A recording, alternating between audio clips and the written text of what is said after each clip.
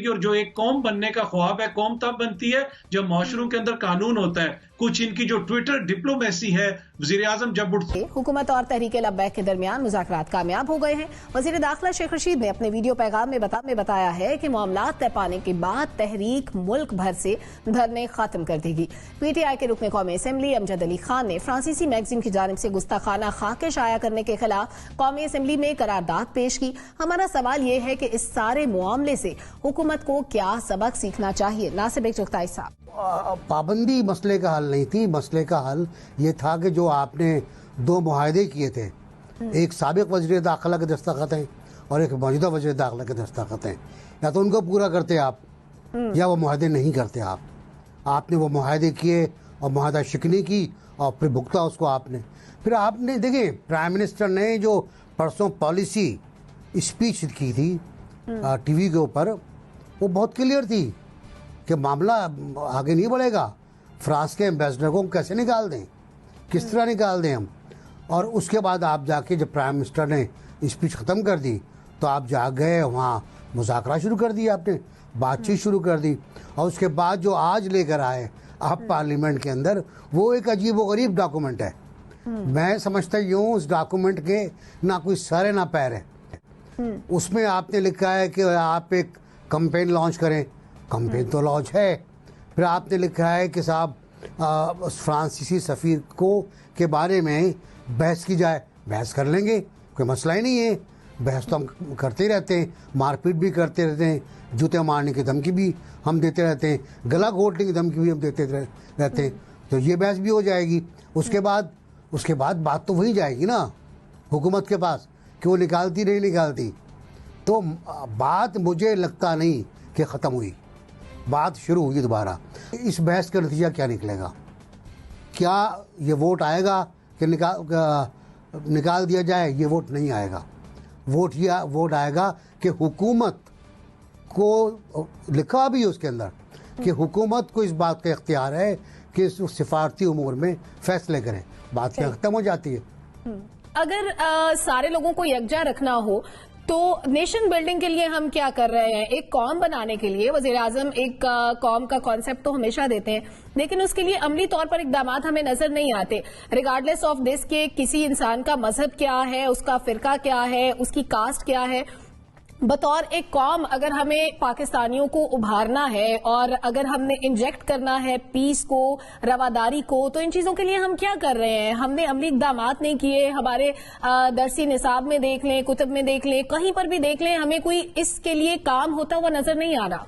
ये ताल्लुक है कि एक कौम बनने के लिए हम क्या करेंगे जी, ये बहुत बड़ा सवाल है। इसमें ये है कि डिवीजन्स हैं और मौजूदा हुकूमत का जो अपना किरदार है उस पे भी बहुत बड़ा सवालिया निशान है। कुछ इनकी जो ट्विटर डिप्लोमेसी है, वज़ीर-ए-आज़म जब उठते हैं वो किसी के खिलाफ भी ट्वीट कर देते हैं, उनके वुज़रा भी ट्वीट कर देते हैं, फिर आवाम को, आम लोगों को भी शय मिलती है। तो आपने ये भी देखना है कि अगर आपकी हुकूमत ने, रियासत ने सफारतकारी करनी है तो फिर रियासत के अंदर एक वज़ीर खारजा होता है, एक वजारत खारजा होती है, उसने बात करनी होती है। ये नहीं होती कि इंसानी हकूक की वजीर उठें और किसी भी सरबराह मुमलिकत के खिलाफ वो ट्वीट कर दें। जब आप ये करते हैं तो फिर आप खुद ये इनकरेज कर रहे होते हैं सब कुछ। तो रियासत को खुद भी सोचना चाहिए, रियासती इदारों को खुद भी सोचना चाहिए, हुकूमत को खुद भी सोचना चाहिए। जहां तक ये ताल्लुक है कि कालादम तहरीके लब्बैक के साथ जो मुज़ाकरात हुए, अगर आप उन मुज़ाकरात को भी देखें तो ये एक तरह से खुश उसलूबी से उन्होंने मसले को निपटाया, मजीद खून नहीं बहा, तो इस हद तक तो ये ठीक है। लेकिन जो पुलिस वाले मारे गए, जिन लोगों की इमलाक को नुकसान पहुंचा, जिन लोगों ने कानून को हाथ में लिया,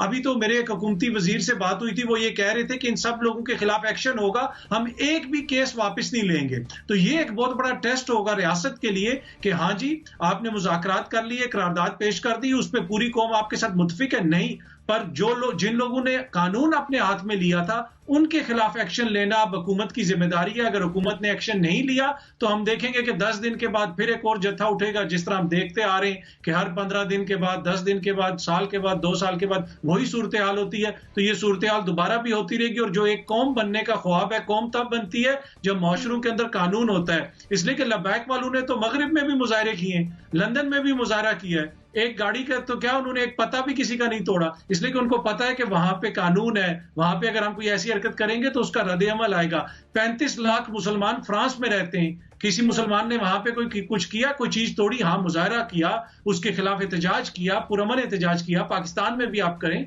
तो आप फ्रांसीसी सफीर को तो वापस भेज रहे हैं। आप जो 50 हमारे इस्लामी मुल्क हैं, एक भी मुल्क ने आपका साथ नहीं दिया। तो मेरे तो ख्याल में करारदाद ये आनी चाहिए कि जितने भी इस्लामी मुल्क हैं इनके सफीरों को निकालें। ये क्यों नहीं इस मसले पे बोल रहा, कोई भी मुल्क नहीं बोल रहा, तो ये बात होनी चाहिए। सबको मिलकर बात करनी बनने का ख्वाब है, उम्मीद है कि ये ख्वाब किसी दिन पूरा हो जाएगा। वो लोग जो मुल्क में बेअमनी का बायस बनते हैं उनको छोड़ दिया जाए तो क्या रियासत सरेंडर कर देगी इस तरह के लोगों के सामने? कि रियासत को गवर्नमेंट रिप्रेजेंट कर रही है और गवर्नमेंट का हर ऐसा स्टेप जो कि मिसलीडिंग होगा या प्रॉब्लमैटिक होगा या फॉल्टी होगा वो रियासत को कमजोर करेगा। And this is what is exactly happening कि जो फ्लिप फ्लॉप कर रहे हैं पीटीआई वाले, I don't even want to call them government क्योंकि इनका बिहेवियर गवर्नमेंट की तरह का नहीं है। कभी कुछ करते हैं, कभी कुछ करते हैं। किसी को मालूम नहीं था कि 6 महीने से किस बात पे इनके मुज़ाकरात चल रहे थे टीएलपी से। फिर ये नहीं पता था इन्होंने किन चीजों पे एग्री कर लिया है। मेरे पास इस वक्त 6 तरह के एविडेंस मौजूद हैं जिसमें एक वजीर इनका कह रहा है कि हमने तो इस बात पे एग्री नहीं किया था, दूसरा कह रहा है कि हमने एग्री किया था कि हम फ्रांस के सफीर को वापस भेजेंगे। तो if so much was happening in the country, हमें पता क्यों नहीं था? Why was it never discussed on television, media, parliament? कि क्या ऐसे छुपा के रखने वाली कौन सी बात थी? This was a real internal security matter. Number 2, कोई डॉक्यूमेंट साइन किया था उसका हमें नहीं पता। इन्होंने उनसे बातचीत की, ये इनका अपना इनिशिएटिव नहीं होना चाहिए था, ये पार्लियामेंट में डिसाइड होना चाहिए था कि ठीक है हम बात करते हैं इन लोगों से बैठ के, ये धरना देना चाह रहे हैं। बिकॉज हाउ मेनी टाइम्स जो पाकिस्तान के लोग हैं उनको कभी फैजाबाद में कहीं पे इस किस्म के मसाइल का सामना करना पड़ेगा। कभी इमरान खान 2017 में उनके साथ खड़े हुए नजर आते हैं, कभी अभी भी पॉलिसी पॉइंट ऑफ व्यू से साथ खड़े हुए हैं क्योंकि वो तो तालिबान माइंडसेट और तालिबान के साथ बातचीत करने के कायल हैं। लेकिन आज क्योंकि गवर्नमेंट में है तो उन्हें उनका तरीक़ाकार ठीक नहीं लग रहा। तो पहले as a head of state उनको डिसाइड करना है कि वो करना क्या चाहते हैं और ये सोच के डिसाइड करना है कि it's not his personal life कि वो जो मर्जी डिसीजन ले लें, ये यहाँ के लोगों का, ये इस मुल्क का, ये इस रियासत के मुस्तकबिल का मामला है। वो जो भी डिसीजन लेंगे उसका बहुत इम्पैक्ट जाएगा। एनबीसी ने बहुत डिटेल में चीजों को कवर किया है। मैं ये जानना चाहती हूँ कि every time when we think कि हम मॉडरेशन की तरफ जा रहे हैं, हम लोग ज्यादा प्लूरलिस्टिक सोसाइटी बनने जा रहे हैं, डिवर्सिटी को अप्रिशिएट करना शुरू करते हैं, ये एकदम से हम 4 कदम पीछे क्यों चले जाते हैं? और ये याद रखें कि टीएलपी एक पॉलिटिकल एंटिटी है, उसकी फॉलोइंग है, उसका इलेक्ट्रेट है, उसका फ्यूचर है पार्लियामेंट में।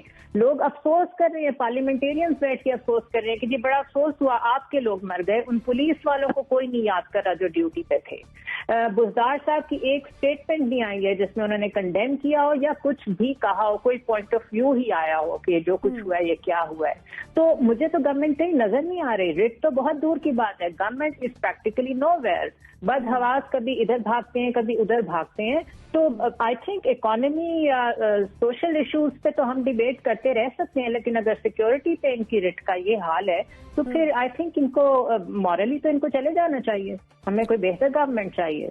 सबक ये है कि जी देखिए, रियासत को जो है वो मजहब के मामले में गैर जानिबदारी इख्तियार करनी चाहिए। मैं मुसलमान हूँ, हिंदू हूँ, बरेलवी हूँ, देवबंदी हूँ, जो भी हूँ, ये शख्स का जाती मामला होता है, ठीक है। इसमें अगर रियासत जानिब, इसकी मिसाल लोग देते हैं कि जैसे डॉक्टर है, अगर डॉक्टर के पास कोई मरीज जाता है तो डॉक्टर का काम ये नहीं है कि वो पूछे कि तुम किस उसके हो, उसको तमाम मरीजों का इलाज करना होता है। इसी तरह रियासत के लिए तमाम शहरी जो है वो बराबर के होते हैं। अच्छा, हमने क्या किया? हमने जो है वो करारदाते मकासद के बाद से मुसलसल रियासत को जानिबदारी की तरफ और हुकूमतों को जानिबदारी की तरफ डाला है। अच्छा, उस जानिबदारी से ये होता है कि लोगों में फ्रस्ट्रेशन पैदा होती है।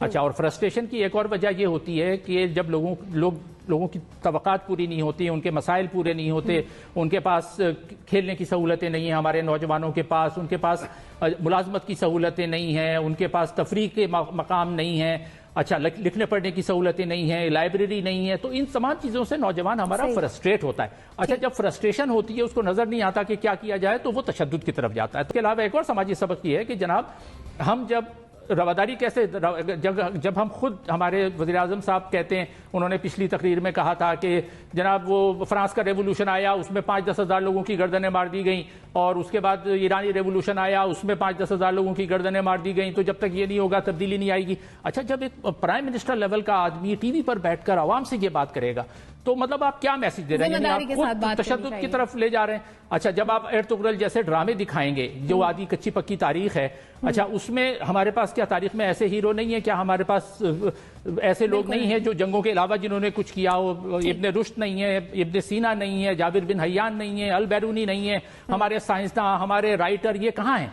जब हमारा बच्चा नौजवान स्कूल में जाता है तो उसको जंगजुओं की तस्वीरें नजर आती हैं, किसी अल बैरूनी की, इब्ने रुश्द की तस्वीर नजर नहीं आती।